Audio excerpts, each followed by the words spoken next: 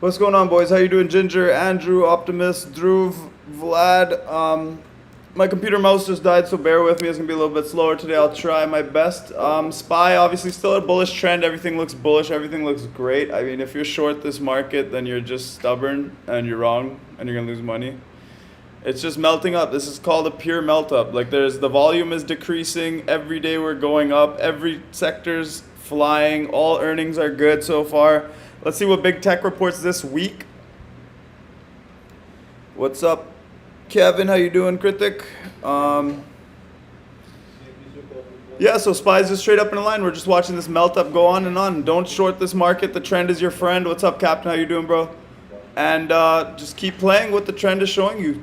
Trend is up, and this is the time. So this is why me and Ricky always stated, like, for the last 3-4 weeks when we were going in a choppy market or a down market, just play smaller, play less, relax, chill.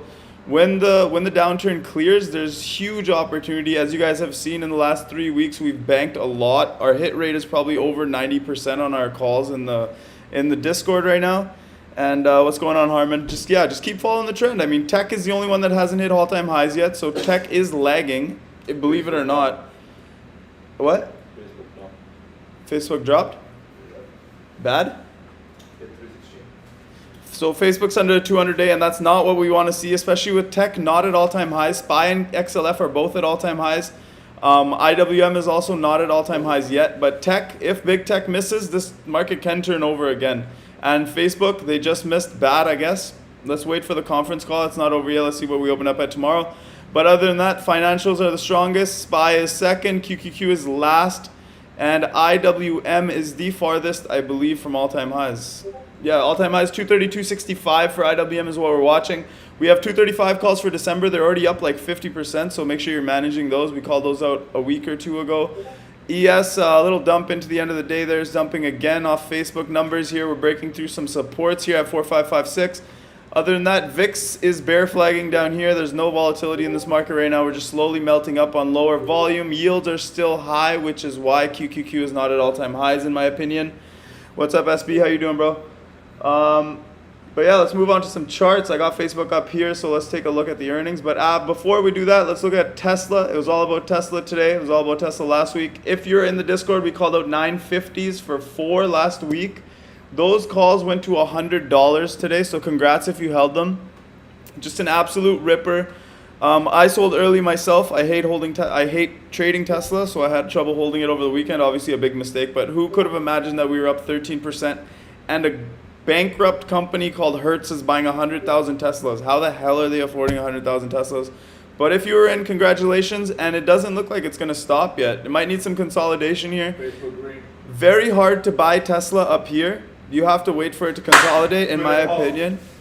In my opinion, we need some consolidation to let the moving averages catch up. The 8-day moving average is way down at $900, so there's a lot of leeway here for consolidation.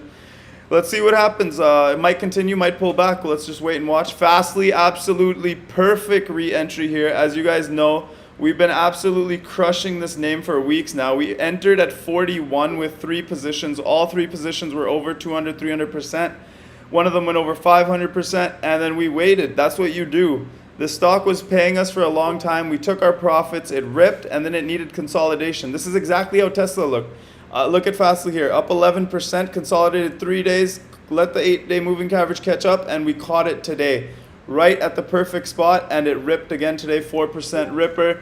Tesla, look at this, look at the different, like it's obviously a different company, but very similar chart, 12% day. Now we might consolidate until we touch the 8-day moving average, and then we keep ripping. If it's still in a bullish trend by that day. I heard you, bro, relax, 1 second.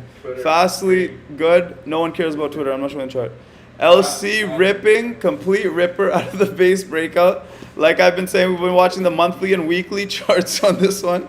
Finally got over 34 last week. All I cared about was Friday's close over 34. We got that close, and we just following through now. Look at this monthly chart. It's beautiful. 5-year base breakout. These are the most bullish breakouts there are in technical analysis.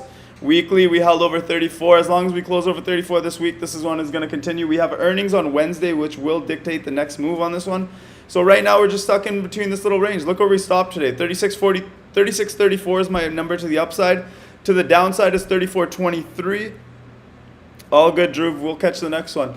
LC just between these ranges now. So we need a breakout over 36.34 next. If we break out over 36.34, it's straight to 42.44. And if it goes to 42.44, our November calls will pay, our April calls will pay, and we'll just watch it after that. Let's see what happens.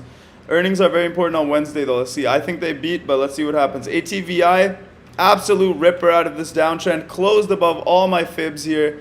Everything is so bullish on ATVI. We have catalysts coming up. We still have an earnings run up that's possible that's going to happen. We have a big volume shelf above at around 81.70. Once we're through 80, no, there's big volume shelves up here. There's a lot of people stuck in ATVI right now that want to sell up here. So as soon as we get through 84, it should fly right to the 200-day, which is 89.50. So we're going to keep watching this one here. ATVI, I still have some of my calls, but I have been piecing out a lot. I mean, if you get 130, 140% on option, it's probably a good idea to start piecing out, especially we are fighting the trend. I know it is a breakout of a downtrend, but it's still in a downtrend. The daily has not changed yet. The weekly has not changed trends yet. So we are still fighting the trend, so make sure you're taking your gains on this play. Even though it does look super, super bullish, to me, there's a lot of supply overhead. Just remember that. Other than that, looks bullish. Snapchat, we took the $57 calls. Didn't like the action this morning. I really wanted it to hold this pre-market low. It didn't. I cut my calls for a loss. This is probably the one loss I took in the last week or so. And just kind of based out all day after I was ripping off Facebook earnings, but we still aren't above the pre-market low, so it's not that bullish on Snapchat yet. Let's check out Twitter after Ricky's screaming back there. Twitter is up to $1.7% after hours. It's still not over 65. I'm not sure why he's screaming. 65 was his own level that he gave, so. This is what I deal with all day. Twitter, it's up nice. I hope it rips for him tomorrow. If Facebook did indeed crush their earnings, I'll take a look at it later. Ricky emotions, please.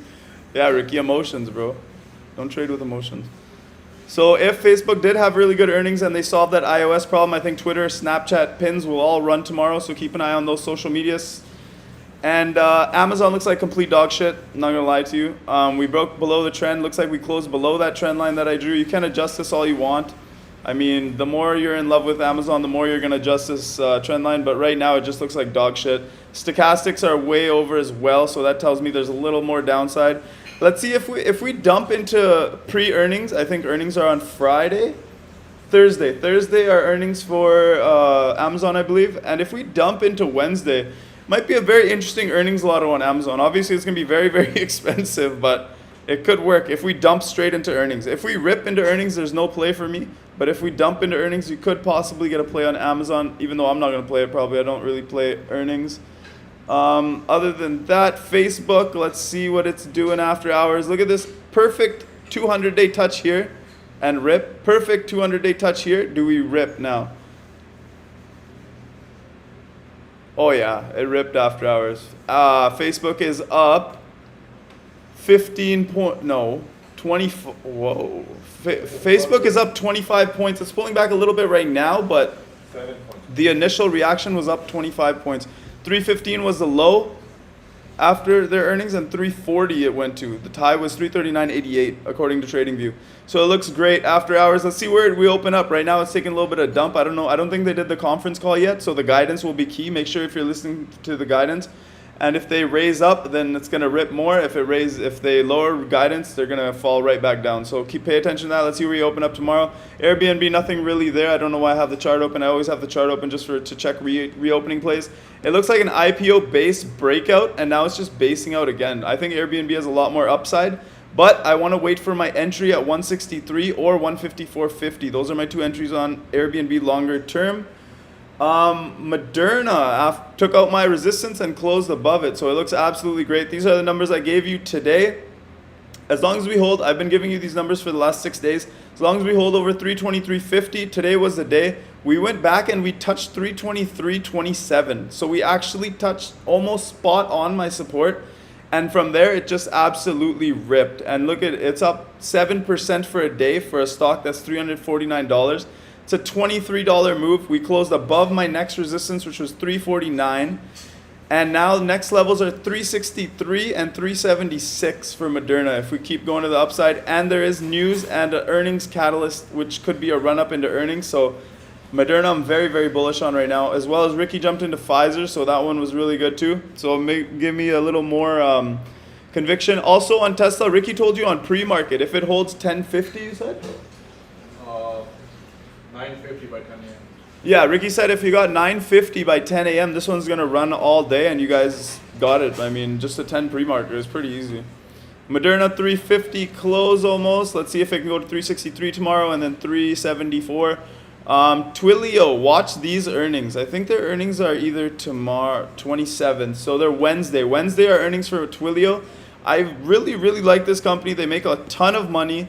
The longer term charts are all beautiful. Look at this weekly bull flag, kind of broke to the downside a little bit.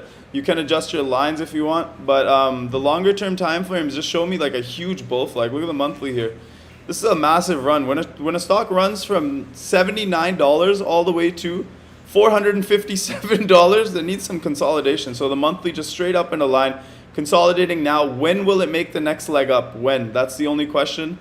Very bullish after that. MQ, I told you guys this one last week, and look, we had a 11% day. At one point today, it was up 15%.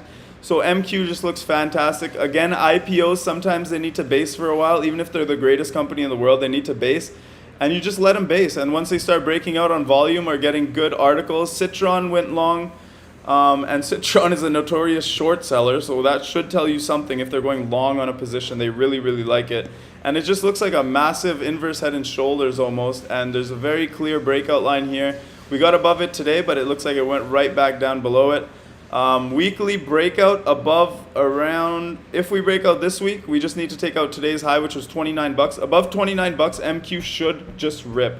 And what do I mean by great companies IPO basing? Look at Airbnb. Right when we IPO'd for a long time, it went straight up, but then it ripped right back down. Look at, and a better example of this is Facebook. I mean, amazing, amazing company. When they IPO'd, people actually lost money. They went long on Facebook, and it didn't go green for a long, long time. It based out at the bottom after IPO. So when a stock IPOs, it doesn't matter how good it is. Look at this. We didn't get back to the IPO prices on Facebook for 2012. It IPO'd, and we got back to the IPO price at 2013 for a year. For over a year, bulls were red on Facebook, and that's Facebook. So just pay attention. IPOs are very, very tricky to trade, but once you get a hang of it, you'll learn what's happening. MQ, I love it for the long term. It might need a little bit more time here. It is a little bit extended, or it might just rip right through. Good news is coming out on this company every day. They just joined with Tesla, and they're going to start accepting crypto payments. Read the news, guys. Read the news. I do love this one long term. Equity, leaps, whatever. I have Decembers right now. As soon as I get paid on those, I'm going to roll out or buy equity with that money. And that's my plan on MQ. Keep an eye on it. It might be as big as Stripe one day. You heard it here first.